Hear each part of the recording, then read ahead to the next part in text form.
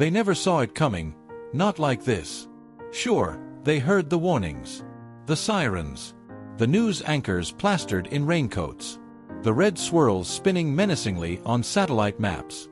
But for most Floridians, hurricanes were a part of life, unwelcome, yes, but predictable. But Hurricane Ian? Ian was different. It started like many before it, off the western coast of Africa, a swirl of wind gathering its breath. It chugged across the Atlantic like a freight train, slow but certain. And then, somewhere south of Cuba, Ian took a breath so deep, the ocean trembled. On September 28, 2022, Ian made landfall in southwest Florida. It wasn't just a storm, it was a monster. A Category 4 hurricane, with winds screaming at 150 miles per hour, barreling into the coast like a bomb dropped from the sky. It wasn't just the wind. It was the storm surge. The walls of water. Whole neighborhoods swallowed in minutes. Boats tossed into living rooms. Yachts impaled on rooftops. In Fort Myers Beach, what once was a lively seaside town, vanished under 12 feet of angry ocean. People who had lived there their entire lives watched their homes disintegrate. Walls ripped off like paper, roofs shredded, memories scattered like confetti in the wind. Streets became rivers. Then those rivers turned into graves. Trapped in her attic, 67-year-old Rose Daniels clung to a rusted pipe, the water already up to her chest. Her husband, George, had gone down to rescue their cat 5 minutes earlier and hadn't come back. She screamed his name until her voice was hoarse, but the wind drowned her out. A lifelong Floridian, Rose had stayed through every storm since 1985. But Ian was something else. "It's like the earth opened up and swallowed the world," she would later tell a CNN reporter, tears streaking down her mud-caked cheeks. Across the state, 2.6 million people lost power. Cell towers collapsed. Bridges snapped in half like twigs.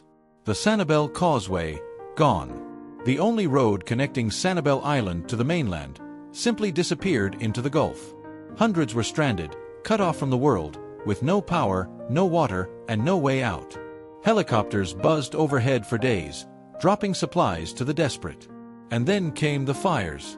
Yes, fires. In Naples, the water rose so high and so fast that electrical systems short-circuited and ignited. Water and fire danced together, devouring buildings in an inferno only nature could create. Emergency responders were paralyzed, couldn't drive, couldn't launch boats. Some were forced to watch homes burn while trapped on the other side of a flooded highway. In Arcadia, inland and miles from the coast, people thought they were safe. They weren't. Ian's rains turned the Peace River into a raging torrent. Water climbed past door frames, up the windows, and kept going. Livestock drowned. Gas stations turned into floating islands. Families clung to tree branches for hours, praying for daylight. When the skies finally cleared, and Ian moved on to carve a deadly path through the Carolinas, Florida was left with something more than destruction. It was left with silence. The kind of silence only a storm like Ian could deliver. Over 150 lives lost. Many more missing. And over $100 billion in damage. One of the most expensive natural disasters in U.S. history. The kind of catastrophe that rewrites the rules of what a hurricane can do. The insurance industry buckled. Companies pulled out of the state. Homeowners, already paying through the nose, found themselves uninsurable. For many, rebuilding wasn't just difficult, it was impossible. But the story of Ian wasn't just about weather. It was about decisions. About evacuation orders ignored. About government warnings met with skepticism. About sea levels rising inch by inch, year after year, until they no longer asked for permission, they took. And for some, Ian was an awakening. 3 days after the storm, drone footage captured the haunting image of an entire neighborhood in Matlacha reduced to matchsticks. But in the center of it all, one house stood untouched, a single-story, bright yellow home with solar panels and impact-proof windows. Built by a retired engineer named Miguel Herrera, who had spent years studying hurricanes. "They laughed at me," he said in an interview, standing next to his still-standing house. "Now they call me smart." But there was no laughing anymore. The federal government rushed in with aid, but it wasn't fast enough. FEMA trailers lined up in school parking lots. Gas stations rationed fuel. Grocery stores, emptied in hours, didn't restock for days. Meanwhile, looters crept in under the cover of darkness, picking through what little remained. The National Guard was called in to restore order, as Floridians wrestled with chaos that felt more like war than weather. In the months that followed, blue tarps dotted the skyline, temporary roofs on thousands of homes. The smell of mold lingered. Insurance battles turned bitter. Towns like Pine Island and Cape Coral saw population declines for the first time in decades. Tourism halted. Businesses shuttered. Dreams deferred. But something else began to emerge too: resilience. Communities came together in ways no one expected. Churches became shelters. Strangers became family. Volunteers poured in from all over the country, hammering boards, feeding the hungry, helping people start over. Musicians played live in the rubble. Kids painted murals on broken walls. And slowly, life began to return. By Christmas, a makeshift tree made of driftwood and seaweed stood on the beach in Fort Myers, decorated with soda can pull tabs and pieces of shattered glass. Someone had spray-painted a message at the base: "We're still here." But beneath the surface, Florida knew the truth. Ian was not just a disaster, it was a warning shot. A glimpse into a future where storms aren't just weather events, but existential threats. Scientists agreed, Ian was fueled by record-warm Gulf waters, supercharged by climate patterns no one fully understands. And if the sea keeps rising, Florida may never be the same. Yet even now, as the state rebuilds, one brick, one beam, one soul at a time, there's a lingering fear. A shadow that grows with every tropical depression that forms on the radar. A whisper in the wind. What if Ian wasn't the worst? What if Ian was just the beginning? The fear wasn't paranoia. It was calculation. In backrooms of insurance firms and state emergency offices, behind layers of spreadsheets and risk models, analysts whispered about a new category, Category 6. It didn't officially exist on the Saffir-Simpson scale, but Ian had made one thing clear: the old definitions no longer applied. Miami had dodged Ian. So had Tampa, barely. But everyone knew, next time, the odds might not be so kind. By early 2023, the scars Ian left behind had begun to harden, but not heal. In Lee County, some families were still living in tents or gutted RVs, huddling around portable heaters during unusually cold nights. A few homes were rebuilt stronger. But most sat half-finished, with tarps flapping in the wind and permits caught in bureaucratic quicksand. Meanwhile, property values dipped. Not immediately, but slowly, subtly. People began asking questions when buying. Is this house in a flood zone? Has it ever been submerged? Was it in Ian's path? For the first time in decades, Florida's population curve began to level off. The Sunshine State, once a dream for retirees and vacationers, was now a case study in climate risk. Some called it the Great Migration in reverse. But not everyone could leave. Take Jalen Carter, a 32-year-old single father in Port Charlotte. He worked 2 jobs, one at a hardware store, another delivering groceries. After Ian destroyed their apartment, he and his daughter, Maya, lived in a converted storage unit behind an abandoned mall. FEMA denied his appeal 3 times. His phone battery died every day from overuse, as he waited on hold for aid that rarely came. Still, every morning, Jalen made sure Maya went to school with clean clothes and a full lunchbox. Every night, he'd whisper a story to her about dragons and castles, trying to drown out the rats scratching in the walls. "Daddy," she once asked, "when will we have a house again?" He didn't know. For many, hope wasn't just fragile, it was dying. But not everyone was sitting still. A group of local engineers and architects, veterans of Ian's fury, started a non-profit, Build Back Better FL. Their idea: design hurricane-proof, energy-efficient homes using modular construction. Costs were slashed. Materials were locally sourced. Roofs curved to deflect wind. Foundations elevated beyond floodlines. Within months, entire blocks were springing up like phoenixes from the ashes. TV crews came. Politicians toured. Even Elon Musk tweeted about it. But one question haunted every ribbon-cutting ceremony, every press release. What happens when the next Ian hits? And it's bigger. Because in August 2023, just 11 months after Ian, Hurricane K formed in the Atlantic. And for a terrifying 72 hours, it looked like it would follow Ian's exact path. People panicked. Gas lines stretched for miles. Flights were booked solid. Roads clogged with cars packed with furniture, pets, and tears. Supermarkets were stripped bare in hours, again. But Kay veered north at the last second, brushing the Carolinas and dying quietly in the ocean. Florida sighed in relief. But it was the kind of relief that came with survivor's guilt. Ian had changed everything. In Tallahassee, lawmakers proposed a radical bill, a complete reimagining of Florida's building code. It required climate resilience. It offered state subsidies for fortified homes and solar microgrids. But lobbyists fought back: developers, insurers, fossil fuel executives. They argued it was too expensive, too sudden, too ambitious. Behind closed doors, an executive was heard saying, "If we make these changes, we're admitting the future is already lost." But wasn't it? Satellite imagery showed subtle shifts along the coastline. Sand dunes eroded. Wetlands receded.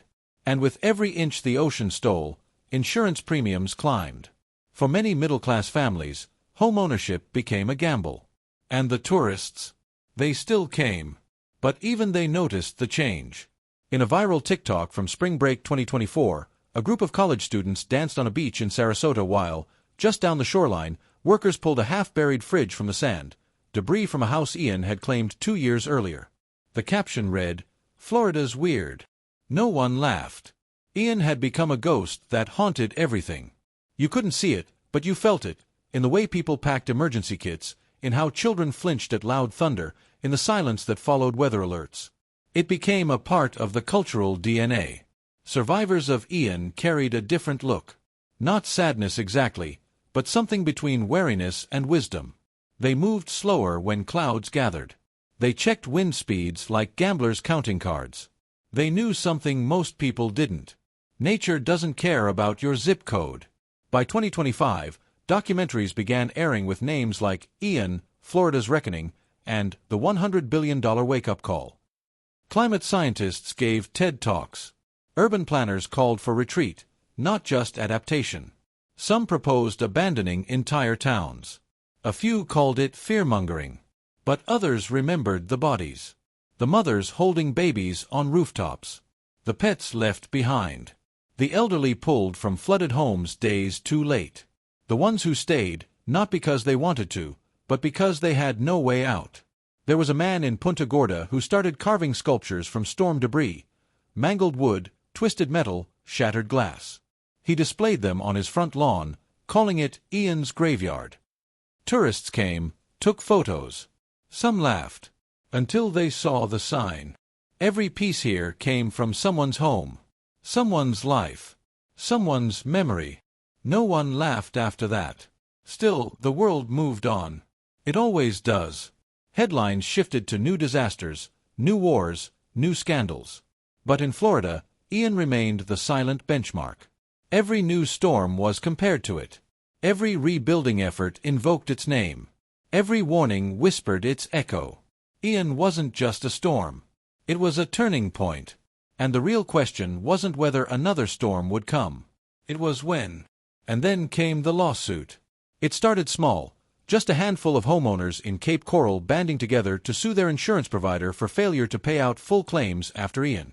But what began as a quiet courtroom dispute soon erupted into the largest class action litigation in Florida's history. Tens of thousands joined in. Contractors testified about denied appraisals. Homeowners revealed months of mold exposure. One elderly couple lived in their car for nearly a year, while their insurance company dragged its feet over a $14,000 roof repair. When the court documents became public, they were explosive. Internal emails showed adjusters being instructed to minimize payouts on all Ian claims. Some agents were told to deliberately underestimate damages or delay processing to frustrate policyholders into settling for less. In one thread, a regional director chillingly wrote, "If they stayed during a Cat 4, that's on them. Don't reward stupidity." The outrage was immediate. Protests broke out in Tallahassee. "IAN wasn't our fault" became a rallying cry across the state. A new grassroots movement formed, Storm Survivors United, made up of teachers, truck drivers, veterans, even former politicians. Their mission was clear: expose the rot in the system and force accountability from both private insurers and public officials.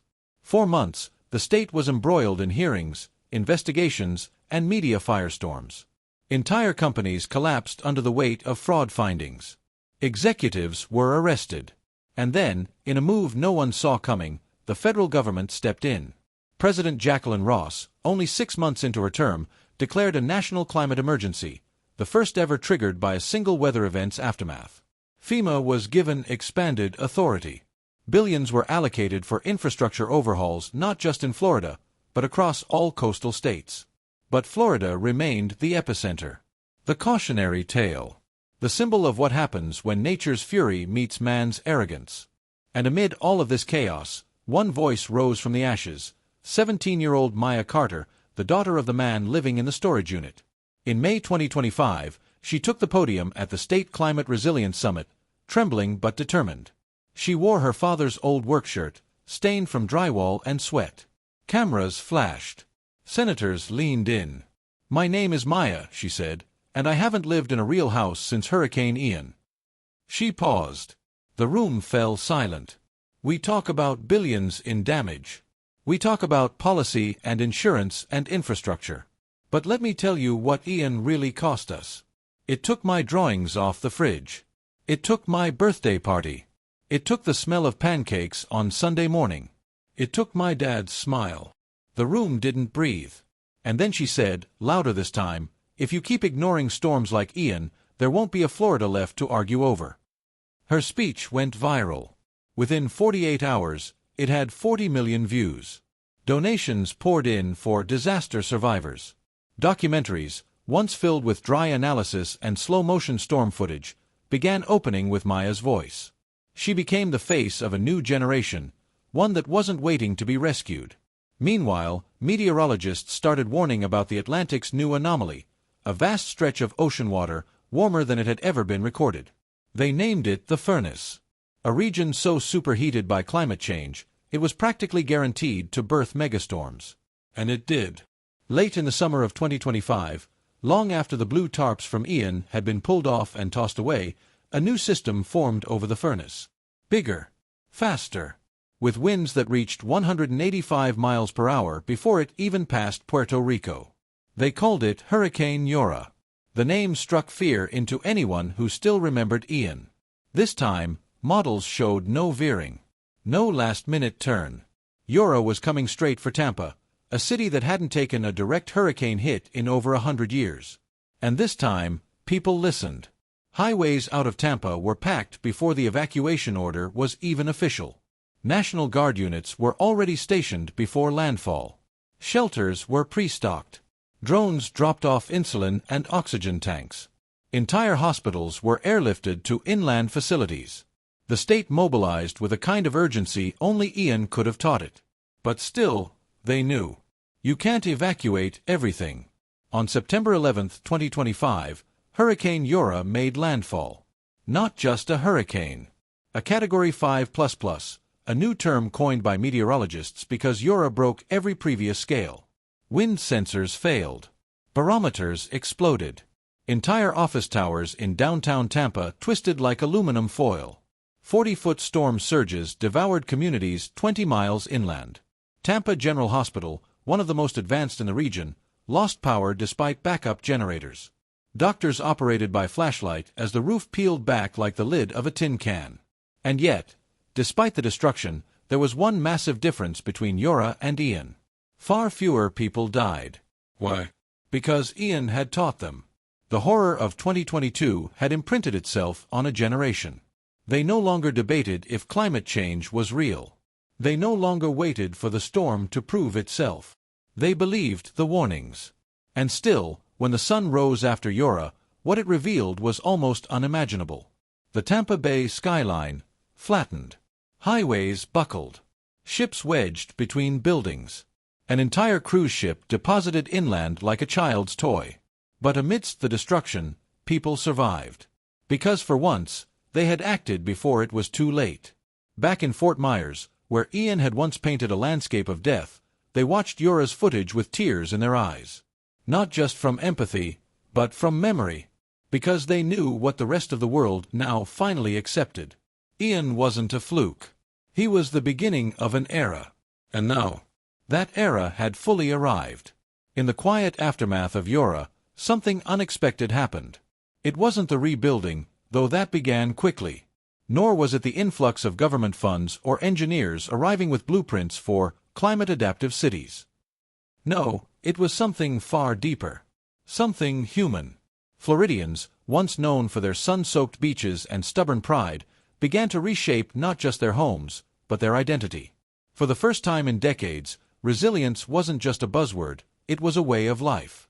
And remembrance wasn't just for the dead, it was for the lesson they left behind. A year after Jorah, and 3 after Ian, a memorial was unveiled in Fort Myers Beach. Not a statue. Not a plaque. It was a massive, open-air amphitheater, built on elevated ground, using debris from the wreckage of both storms. Steel beams from collapsed bridges. Shattered bricks from homes.